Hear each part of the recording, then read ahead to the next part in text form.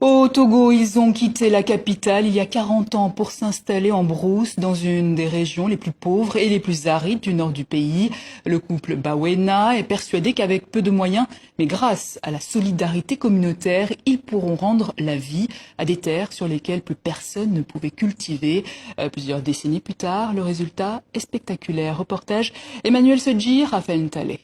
Il y a 40 ans qu'on est arrivé, il y avait ce type de roche, c'était incultivable.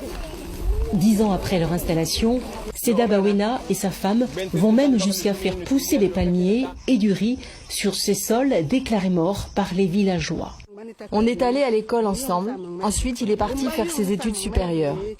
Quand il est revenu, on pensait qu'il était devenu fou. Lorsque nous avons vu les premiers résultats de ses récoltes, nous sommes venus l'aider. Aujourd'hui, grâce à lui, la terre nous nourrit. La pierre, qui avait toujours été un obstacle dans ce milieu, devient un atout. Pour la transporter, les Bawena s'appuient sur une vieille méthode de la localité, laisser de côté le travail communautaire. Un magasin naturel de cailloux à la portée de la population.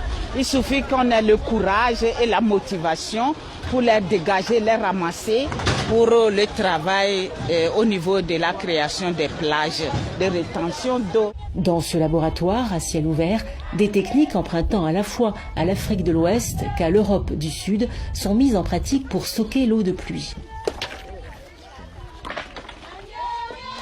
On a cassé les termitières dans la nature, ça fait du ciment naturel et on va remplir entre les cailloux dans le gabion. Le jour où le grillage peut se fissurer, l'argile des termites plus les cailloux auront eu le temps de former une termitière que l'eau ne peut pas ronger. Une trentaine de plages de rétention d'eau est construite sur l'éco-village de Natou. Tout est valorisé, rien ne se perd. Selon les Bawena, il y a tout sur place pour restaurer les sols. Je me forme personnellement et hors de moi, former aussi les gens tout autour de moi.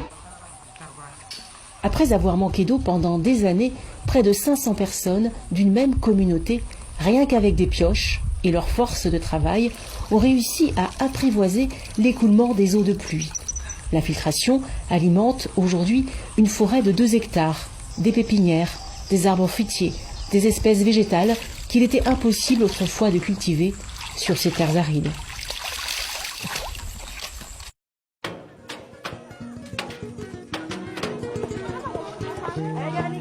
Notre objectif était de transformer la pauvreté en richesse. L'arrivée de Seda avec son idée de créer le SIDAP, l'accueil et l'appropriation de cette œuvre n'a pas été chose évidente. Ce n'est pas la terre qui est pauvre, ce ne sont pas les choses qui sont pauvres, c'est l'homme qui est pauvre. Nous ne travaillons plus comme cela se doit en Afrique. Le travail doit être au cœur de nos préoccupations.